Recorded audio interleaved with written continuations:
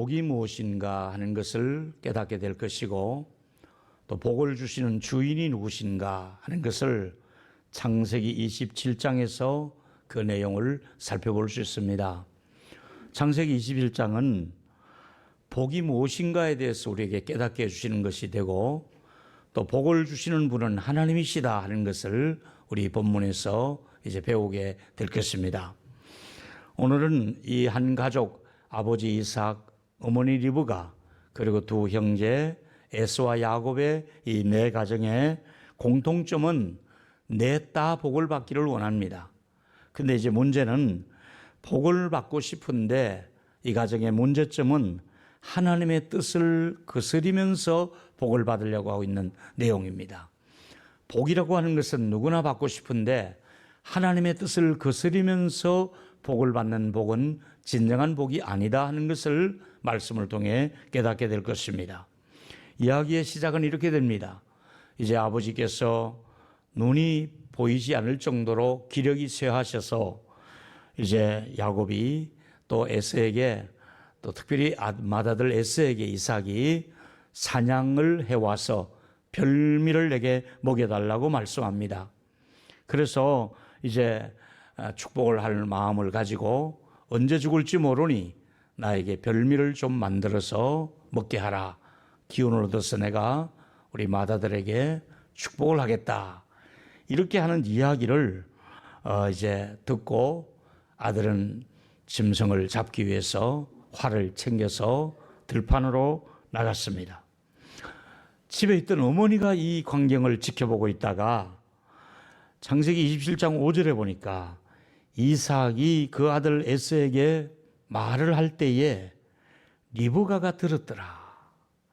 큰아들을 불러놓고 이렇게 하는 이야기를 그 부인인 리브가가 이야기를 듣고 아들은 사냥하러 나간 사이에 어머니가 이제 하나하나 일을 꾸며나가는 이야기입니다. 리브가는 야곱을 더 좋아했습니다.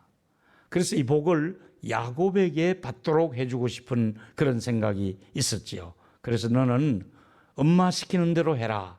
이렇게 하면서 아들을 움직였습니다. 물론 리브가는 임신 때에 이 얘기를 듣게 되죠. 큰 자가 어린 자를 섬기게 될 것이다. 임신 중에 있는 아이 중에서 쌍둥이인데 큰 형이 먼저 태어난 형이 어린 동생을 섬길 것이다. 이 계시를 받았기 때문에 그래서 아마 야곱을 더 끼고 살면서 챙기는 것 같습니다. 창세기 27장 9절에 보니까 이제 염소떼 중에서 2마리를 새끼 그 염소떼를 얼른 끌고 와라. 내가 너희 아버지가 좋아하는 별미를 내가 양념을 잘해서 만들어서 드시게 할 테니까 그렇게 하라. 이렇게 말을 합니다. 그래서 그 아버지께서 그것을 드시고 너 아버지 죽기 전에 너를 축복하기를 원한다. 전부 어머니가 모든 것을 뒤에서 조정하고 있습니다. 이제 장남인 에스가 받을 축복을 야곱에게 돌려놓는 과정입니다. 그래서 27장 11절에 보니까 야곱이 그 어머니 리브가에게 하는 얘기가 형님은 온몸에 털이 많지 않습니까? 나는 같은 형제지만은 몸에 털이 없고 형은 털이 많은데 그거 어떻게 하려고 그럽니까? 내가 그러다가는 아버지에게 내가 정말 혼이 나는 거 아니겠습니까? 복은 그냥 오히려 저주받으면 어떡합니까?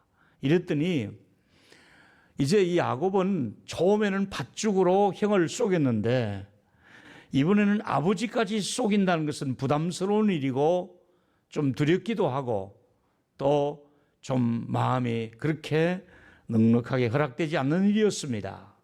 그래서 이 리브가는 일단은 추진하면서 밀어붙이고 보자는 거예요.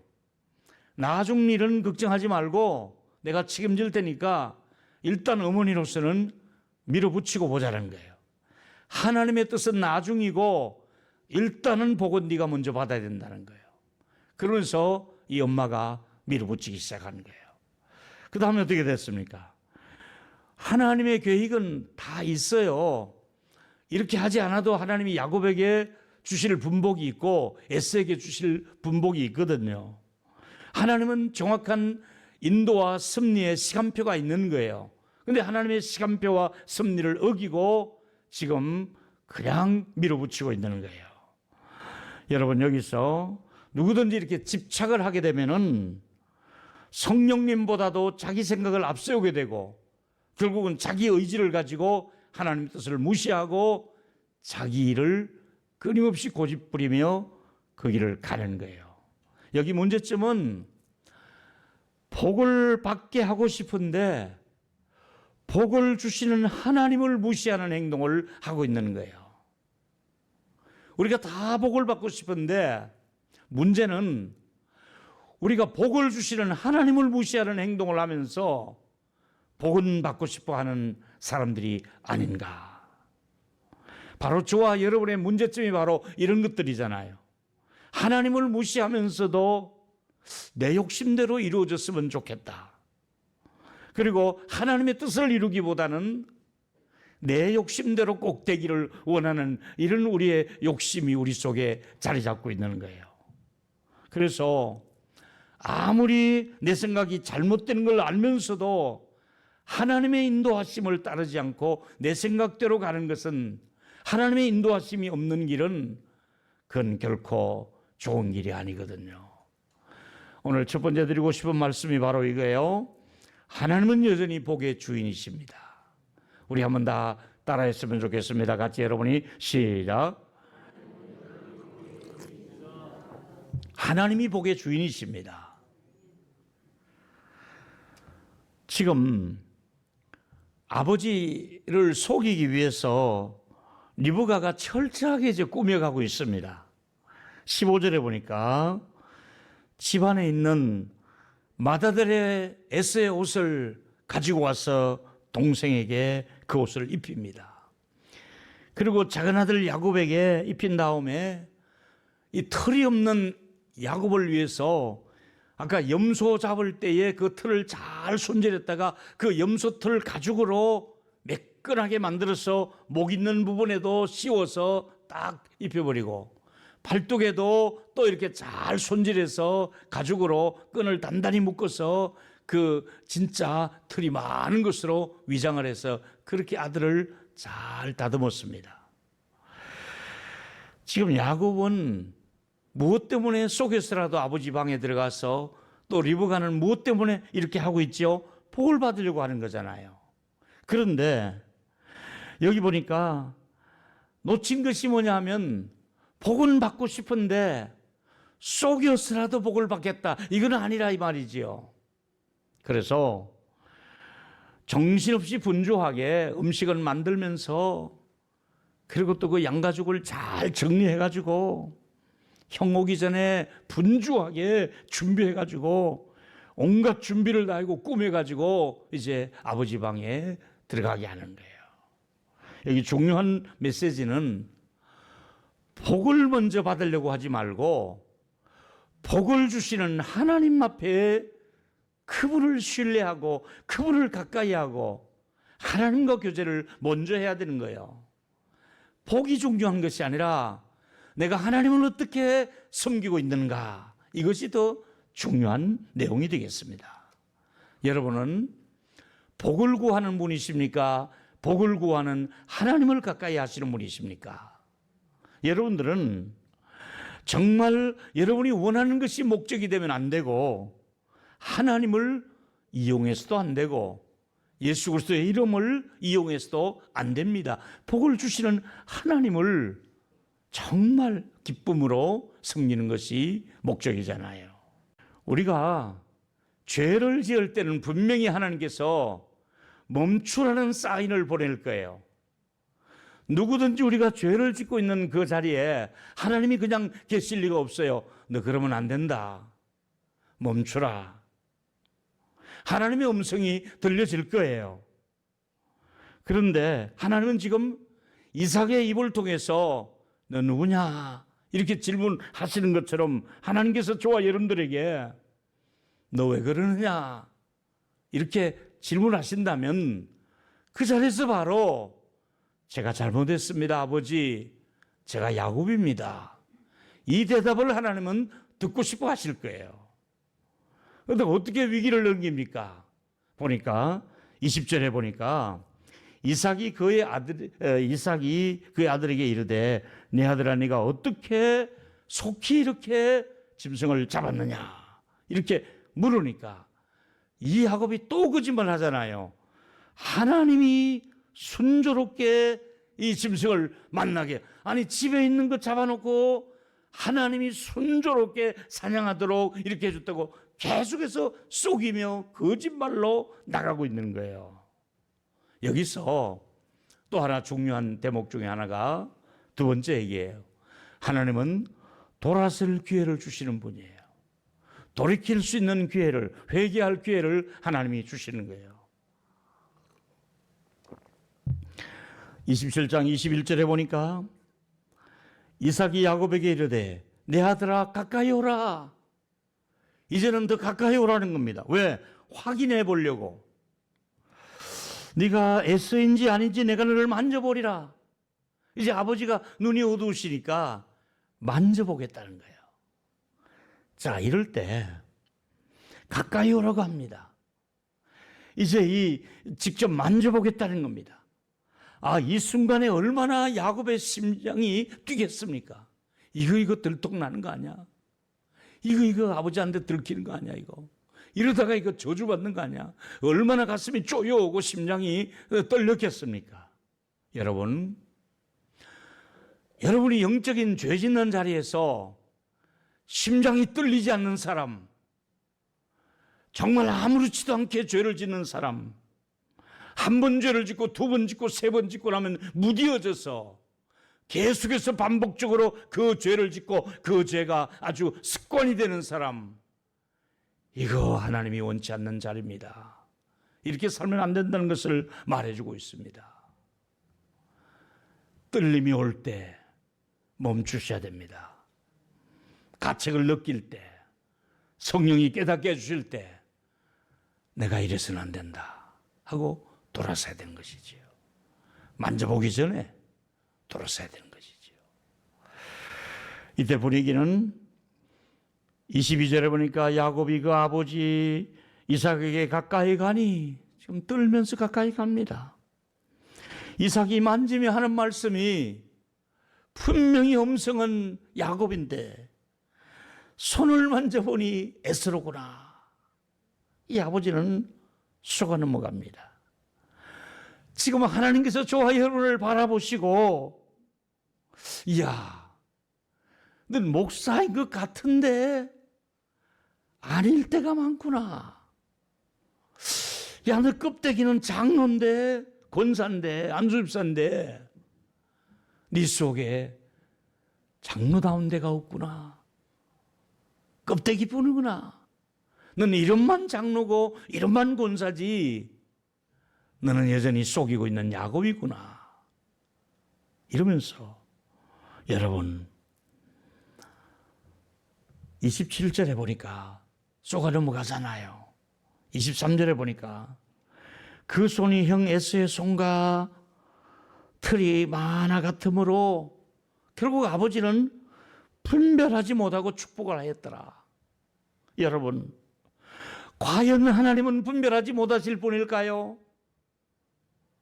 우리가 믿는 하나님이 그 위장술에 쏘가 넘어가서 분별 못하고 복을 주시는 분일까요?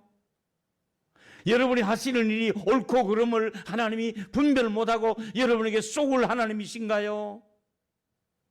과연 우리가 하나님을 속이려고 하면 되겠는가? 아니거든요.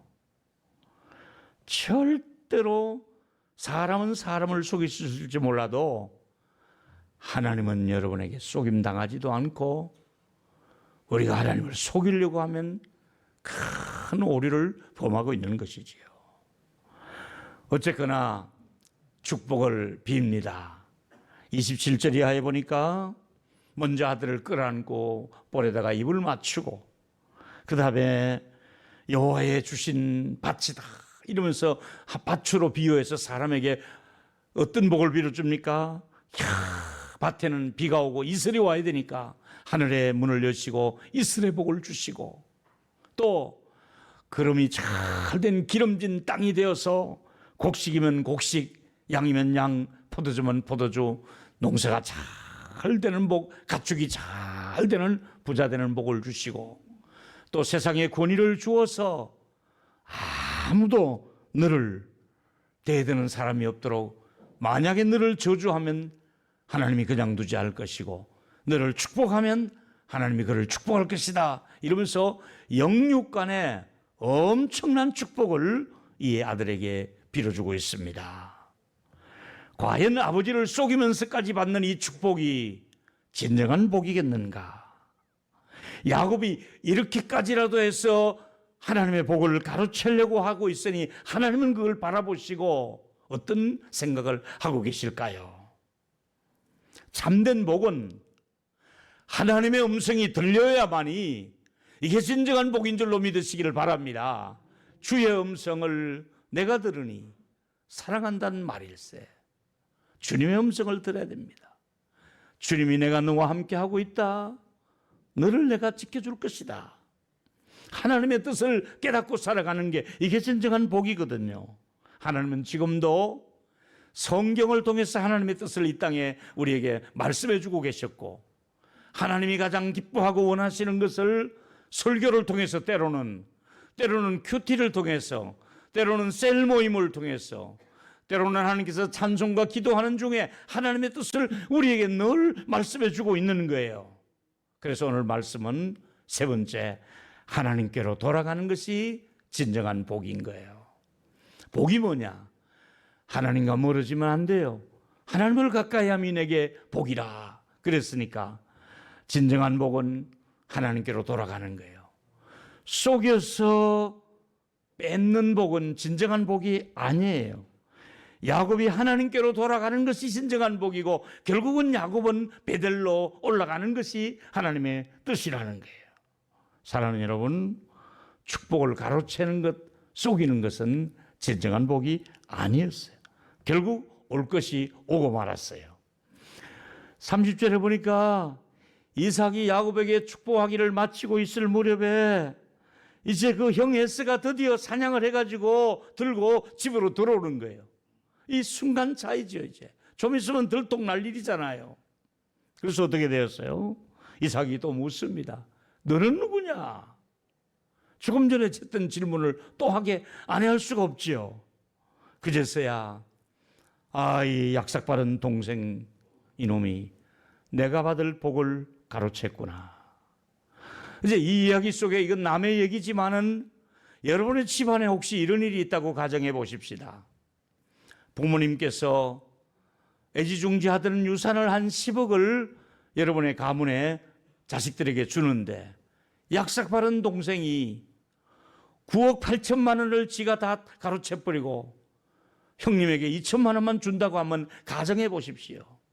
아니, 지난 10억 중에서 9억 8천을 지가 가져가 버리고 2천만 원 형 주면서 이거 형 몫이 하고 준다면, 이걸 알고 나면 어느 형이 화를 내지 않고, 어느 형이 법적인 소송을 하지 않고, 어느 형이 의좋게 지낼 수 있는 형이 어디 있겠습니까?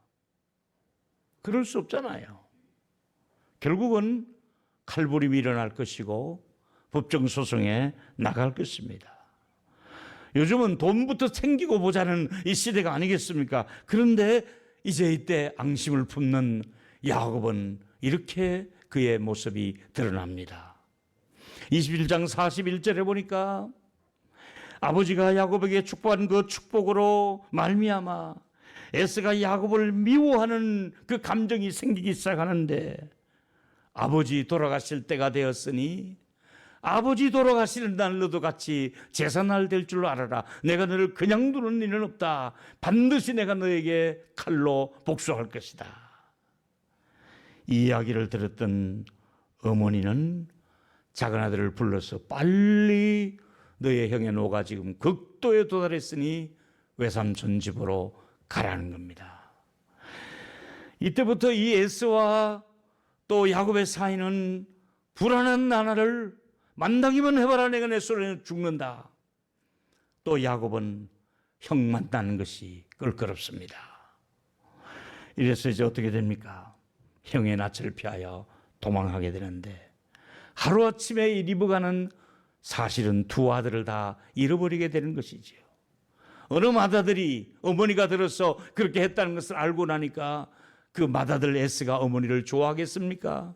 그리고 또 이 야곱은 그때 어머니 곁을 떠나는 것이 20년 동안 어머니 얼굴을 보지 못하고 어머니는 돌아가시고 고향에 돌아와 보시니 어머니의 모습을 볼 수 없는, 이게 어머니와의 마지막 시간이었습니다. 여러분, 리브가의 후회스러운 모습을 우리가 볼 수 있지 않습니까? 구약의 탕자를 야곱이라고 얘기합니다. 신약에 탕자가 있었던 것처럼 구약의 탕자는 야곱이다. 그는 도망자로서, 속이는 자로서 20년을 도피 생활을 하고 외삼촌 집에서 또 속임을 당하고 속이고 이런 생활하다가 결국은 진정한 행복이 뭐냐? 베델로 오듯이 하나님 아버지 품에 와야만이 행복이 있다는 것을 우리에게 메시지로 주고 있지 않습니까? 여러분, 아들이 돌아왔을 때 시작에는 아들을 위해서 아버지께서 소를 잡고 송아지를 잡고 목욕을 시키고 새 옷을 입히고 신발과 가락지를 끼워주면서 아들로 맞이하며 춤을 추고 있지 않습니까? 여러분, 우리는 오늘 이 본문 속에서 우리가 하나님과 멀어질수록 탕자가 된다는 사실이고요, 돌아오면 아버지가 환영해 준대. 지금 야곱은 탕자의 길을 가고 있는 것이잖아요. 아버지께로 돌아와야만이 진정한 복이라는 것을 우리에게 말씀해 주고 있기 때문입니다. 말씀을 이렇게 정리했습니다. 결론은 여러분의 관심이 무엇입니까? 여러분의 관심 속에 하나님의 음성을 듣고 순종하는 것이 여러분의 관심이며 가치관이 여기에다 우리가 두고 있는지요? 우리는 하나님의 음성을 듣고 있습니까? 아니면 계속해서 속이며 살겠습니까? 여러분이 혹시 계속해서 속이며 살아간다는 것은 야곱의 인생의 뒤를 따라가고 있는 것이고요, 끝까지 땅의 본만 추구하고 그렇게 살아간다면 이것은 실패자의 모습입니다. 복의 근원은 하나님이십니다. 복을 주시는 분은 하나님이십니다. 하나님을 가까이 하며 복을 받을 수 있는 저와 여러분의 가문이 되시기를 축원하겠습니다.